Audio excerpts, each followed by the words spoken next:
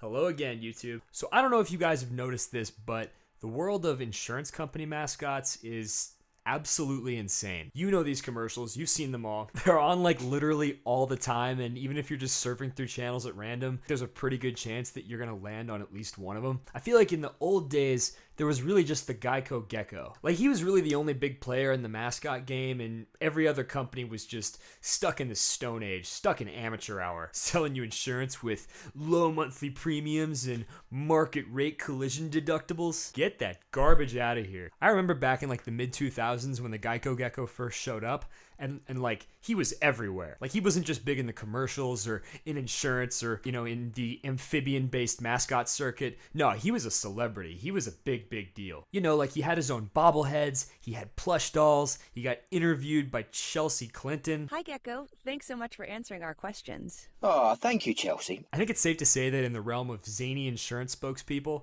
if only for just a moment, the Geico Gecko was at the top of his game. But it wouldn't take long for other companies and competitors to take notice of the Gecko's success. And before long, we would have an entire pantheon of insurance mascots. A whole commercial cinematic universe, if you will. Industry giant Progressive gave us our second tentpole mascot, Flo. Welcome to Progressive.com. Did you find your policy okay? I did.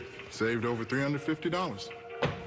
We have a savings of $350. You know, that comes with concierge claim service, local response claim service, and 24/7 live support, all at no extra charge. Wow. Wow, I know. I say it louder. I guess back in the day, I didn't really understand what they were going for with Flo. Like, she was just this like super chipper normal lady who was really stoked on helping you with your car insurance. And it was honestly like kind of creepy sometimes. There's an easier way. We've got the name your price option. We've got the name your price option. We've got the name your price option. Plus, she worked in this like pristine all-white Progressive office. Looks like it belongs in like Black Mirror or something. Kind of feels like purgatory too. I wonder if Flo ever wants to leave. I wonder if she can ever leave. You can never leave. Yeah, let's move on. Allstate gave us Mayhem, a guy in a suit who like just went around destroying your stuff.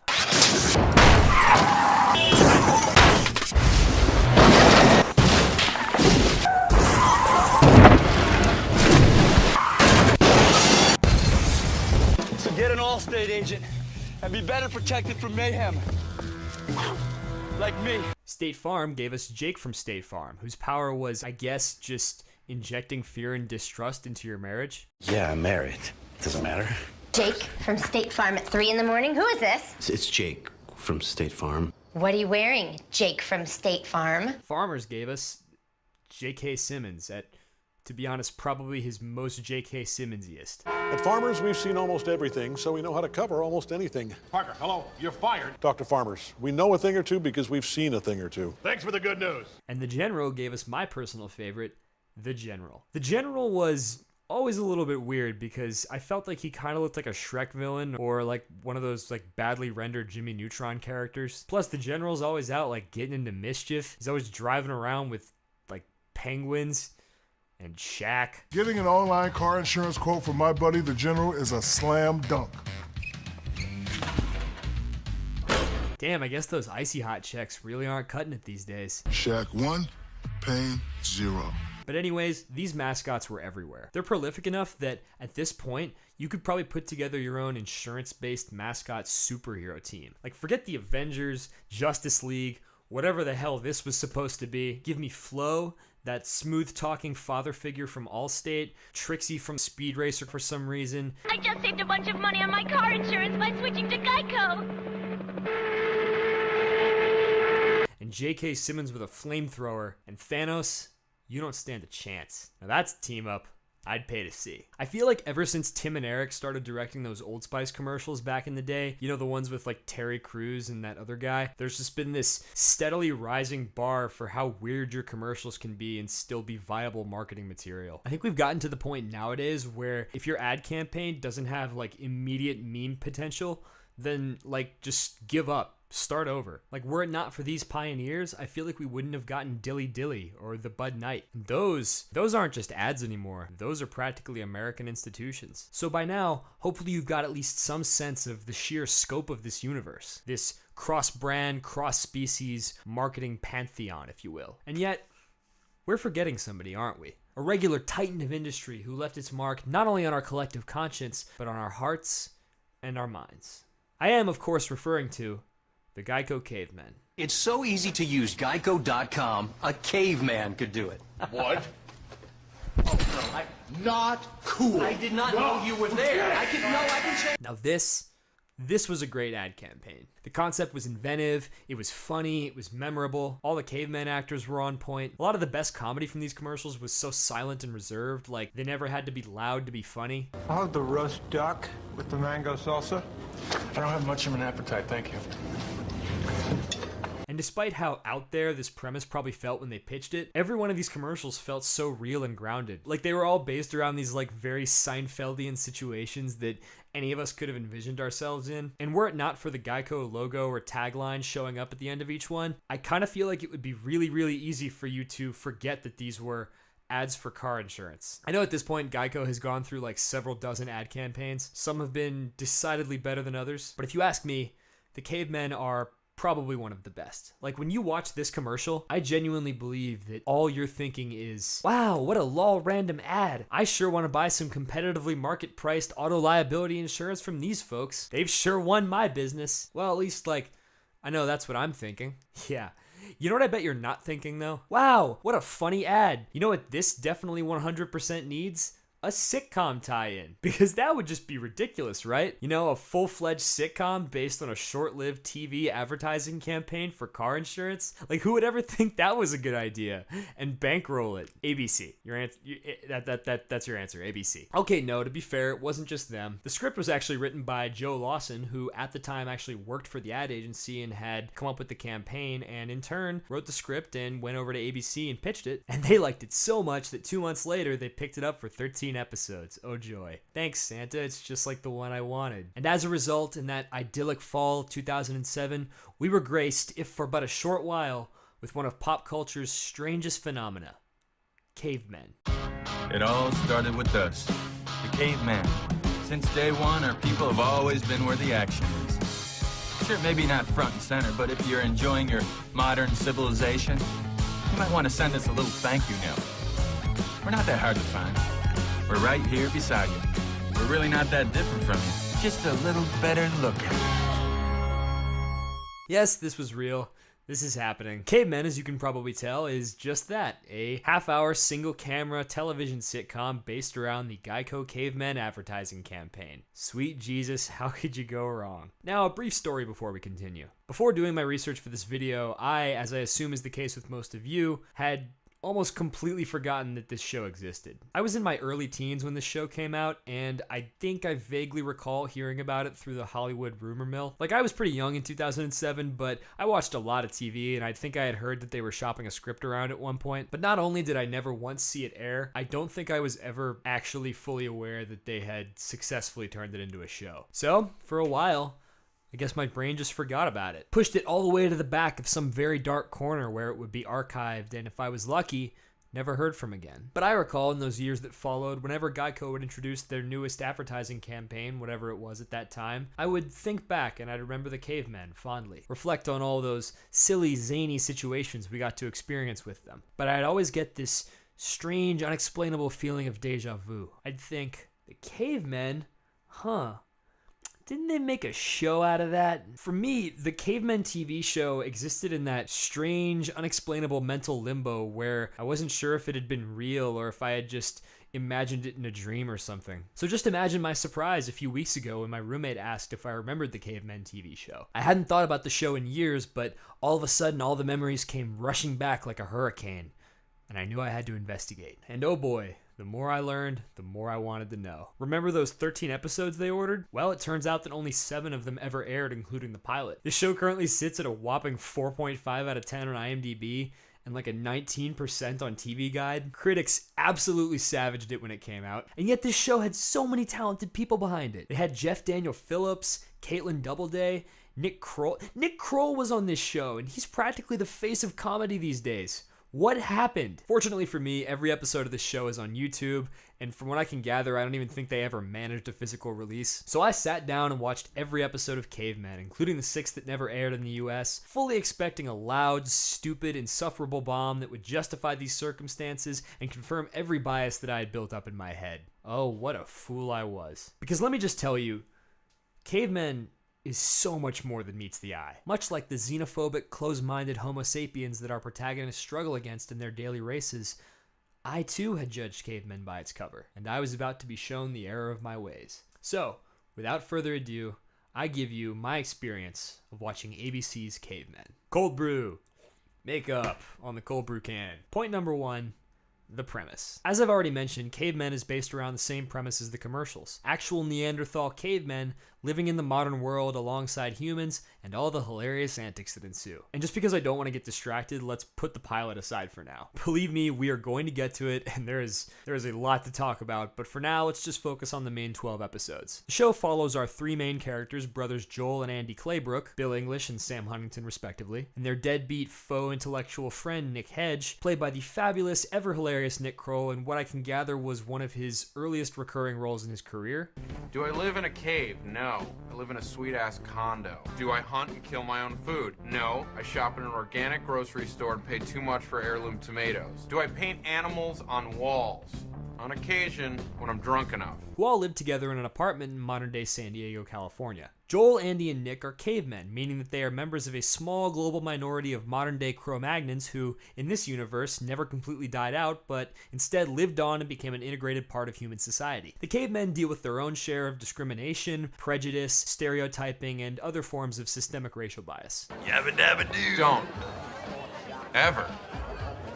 So as you can probably expect, this is a show that, on some level or another, is going to have something to say about race relations and the plight of minorities in the United States. And as soon as I picked up on that, I was worried. But to my pleasant surprise, Cavemen actually manages to avoid getting too problematic in this department, although it's mainly by grace of the show just never really going that far with its metaphor. Like, it generally goes by the rule of, if you don't have something intelligent to say, just don't say anything at all, and I think for this show at least, that works. On top of that, Cavemen doesn't really touch on any of its world building. Like, all we know is that the world of the show is just our world, but the cavemen are still around. Like, aside from a few references to modern day celebrities, it doesn't really appear that the world of cavemen has changed all that much due to this entirely new humanoid race of people being present in every human society since the Stone Age. Like, the United States exists, San Diego still exists, every incarnation of the Flintstones seems to exist, and while some people might call that lazy or a writing flaw, I find it doesn't really matter if they just straight up never address it. Yeah, sure, it's weird, but it sure feels a lot better than when it happened in Bright. To take your fat, Shrek-looking ass back to your vehicle and drive the fuck home to Fiona. Yeah, remember that. Anyways, let's move on to number 2. The characters. Nick's the funny one, Andy's the dumb one, and Joel is the straight man. See, that was easy. Yeah, the characters in this show are fairly conventional, but they're all well done, they're really likable, and they all play off each other fantastically. Plus, the supporting cast is great too. Kaitlin Doubleday is awesome as Joel's human girlfriend Kate. Daniel Phillips is very hilarious as the group's sleazy womanizing friend Maurice. Hey, what the hell are you guys doing back here? These ladies aren't gonna make sweet love to themselves. Or are they? Yeah. Tuck in your shirt, Andy. Basically this show's version of Barney Stinson, and he was also one of the original cavemen in the ad campaign. Stephanie Lemelin, is that how you say it? Is an unhinged riot as Kate's friend Thorne. Come on, Andy! You were violated, alright? You're mad. You're like a big ol' hairy Jodie Foster. Take back the night. And Julie White as Kate's mother Leslie is easily the funniest character on the show by a mile. Hi! Are you growling at me? Like, between her delivery, her facial expressions, and the absolutely bonkers way that this character is written, she steals every single scene she's in. Like this show is well worth watching just to see her. Oh, hey, honey, look. There's someone we hate. And that's basically our core cast for 12 episodes. Yeah, there's a few other recurring characters like Heather, the terrifying cave woman, and Andy's boss Diane, played by, excuse me, what the fuck? Anonymous complaints about an anonymous person. Well, I guess that insurance-based superhero team-up came faster than I expected. I didn't mean to bother anybody. I was just trying to do something nice for Francis's birthday. Studies have shown that even the most perfunctory birthday party takes as much as 3 man-hours. So we here at SodaCo prefer to celebrate all birthdays in a monthly newsletter. We've got the name your price option. Just to think that Stephanie Courtney's insurance-related media debut was not as the industry titan Flo, but as a bit part on Cavemen? Well, it's just masterful cinematic world building if you ask me. You may be able to hide from this role, Stephanie, but you can never hide from the fact that you were in the Fred movie. It's gonna be great. Oh, that sounds like fun. All right. I met your father at a party. Mom, that's disgusting. Come on. Yep, I saw that. People don't forget. So with that, let's move on to number 3. The episodes. The show is short enough that this can really just be its own bullet. In classic sitcom form, each episode revolves around some kind of recurring issue or gag that the main characters have to deal with. And since this is a guy show, at least for the first half dozen episodes or so, it's usually related to sex and dating. It kind of feels like the writers watched Entourage and basically just tried to remake that, but with cavemen. Like, each episode is itself very episodic, and the focus in a lot of scenes is just on dude banter. But just so you know, she is jonesing to ride the Joel train. Please, you're not a train. You're like a sad little parking lot tram at Disneyland. My friend, she wants to take a ride on the Nick Hedge Bullet Express. Those are really fast. Is that what you're trying to say? No, certainly not. I'm more like a slow train. Wait, right. No, all right, forget the train analogy here for a minute, and let's all agree that I am a superb lover. But amidst all of that, the show actually does manage to touch on real subjects here and there. One of the earliest episodes revolves around a wrongful termination lawsuit, which, despite knowing how ridiculous it is in the context of the story, the show goes out of its way to defend the legitimacy of. It's discrimination lawsuits. It's such nonsense. So frivolous. Well, not every discrimination lawsuit's frivolous. Oh, of course not. No one's saying that. Yeah, you just did. Well, you take anything out of context. That is the context. I don't discriminate, Joel. My gardener's Mexican. I think he's from Ecuador, Lars. Another episode centers on Nick working at a high school and discovering that the school has a very racially insensitive caveman mascot, a plot point that is discussed with some fairly prescient examples. It's not, nor has it ever been, our intention to offend anyone. But you are. Our caveman mascot is a tradition that dates back to the founding of the school. It's part of our history. Perhaps the Washington Redskins would be a better example. Yes, indeed they are, because there are a lot of Native Americans who are super ticked off about that. And I hear them. They make a great point. This sounds strangely prophetic. Plus, this episode involves one of my favorite running gags, not just in this show, but in pretty much any show with a premise like this. I hear you. I hear you. Totally hear you. Otherwise, you wouldn't have a pissed off one sitting here right now. Got it. Totally hearing you. Because there are a lot of Native Americans who are super ticked off about that. And I hear them. I hear you. The clubs, all this ook crap, there's a bit of a disconnect there for me. Heard and noted.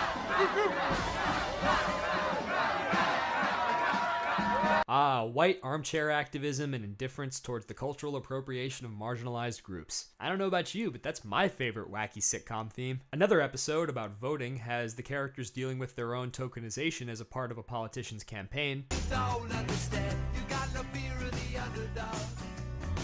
That's why you will not survive. Plus, it touches on the idea of protest votes and protest candidates, and again, feels like it was a little ahead of its time in some respects. Greg Goldreyer always runs and he never wins. You'd be throwing your vote away. Only because people like you won't vote for him. It's because he never wins. Because you won't vote for him. The first step is purging our bodies of gluten. Only then is peace between nations possible. Of course. What did you eat for breakfast? Oh my God. We had pancakes. You need to be irrigated.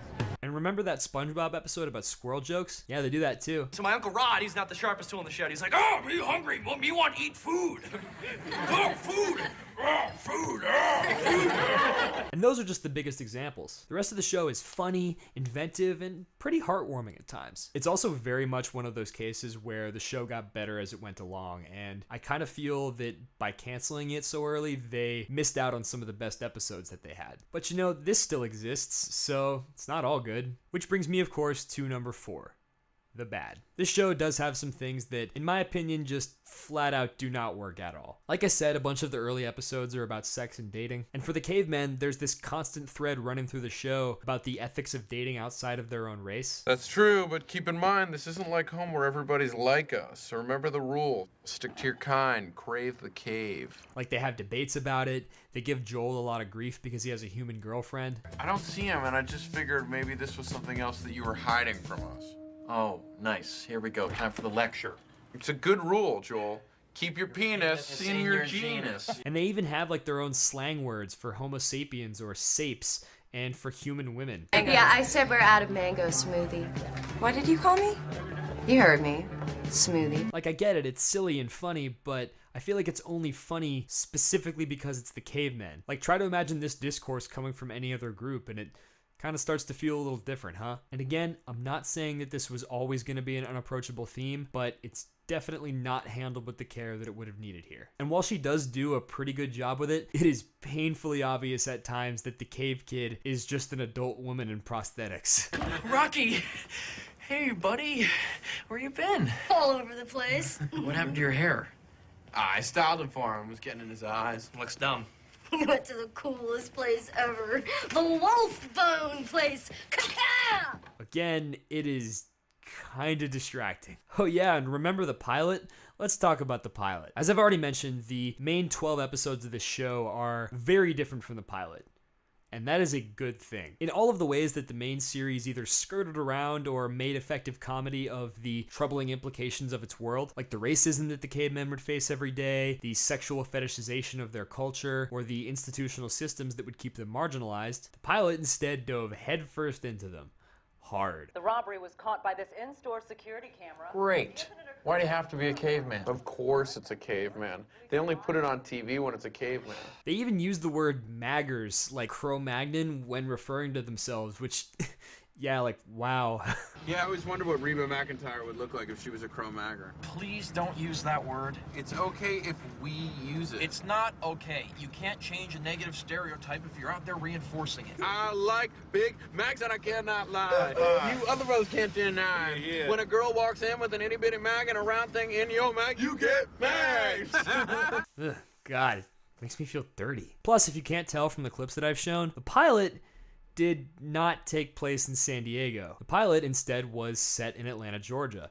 And, you know, I don't even really need to say it.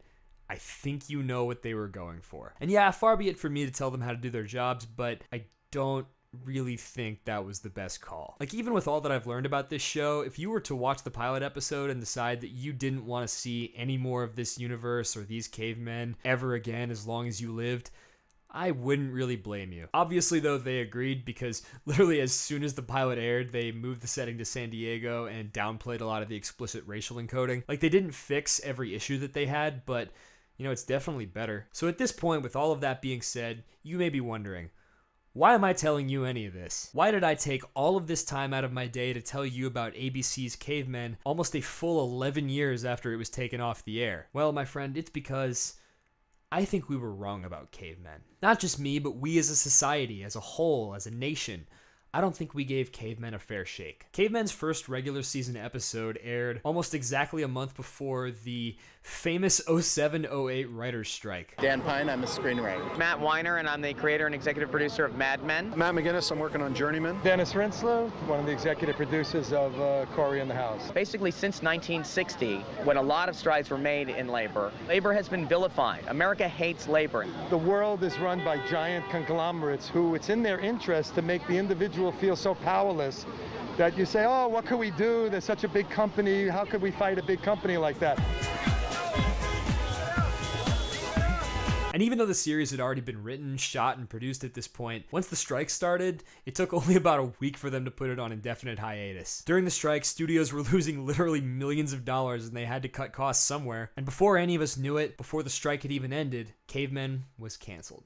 The remaining 6 episodes, weirdly enough, would air in Australia, but would never see the light of day in the US until they were uploaded to YouTube. And with any DVD or physical release put on indefinite hold as well, there was little way to keep the Cavemen alive. And before long, much like the original Cro-Magnons of days past, Cavemen faded into obscurity and was soon forgotten to the collective consciousness. This show isn't incredible, like it's not high art or anything, and it's definitely not piss your pants funny most of the time, but it really didn't deserve the critical panning that it got, and it definitely has a lot more going for it than against it. It's clever, well written, charmingly acted, and genuinely leaves you with a warm feeling inside when you watch it. Nick Kroll even has a page on his nightmarishly designed personal website where he talks about how much he enjoyed working on this show and how near and dear the cast and crew were to his heart. He even calls it the most important experience of his professional career and basically says that it was the show that convinced him that he wanted to be a comic actor. It's hard to be sure, and far be it from me to speculate about the man's career, but Reno 911, Children's Hospital, Parks and Rec, Kroll Show, The League, Big Mouth, all classic Nick Kroll roles, Krolls if you will, none of which may have happened were it not for Cavemen. And to think that with all the care and love that they put into this show, that ultimately its demise would not come from sagging ratings or critical reception, but as collateral damage from a writer's strike, well,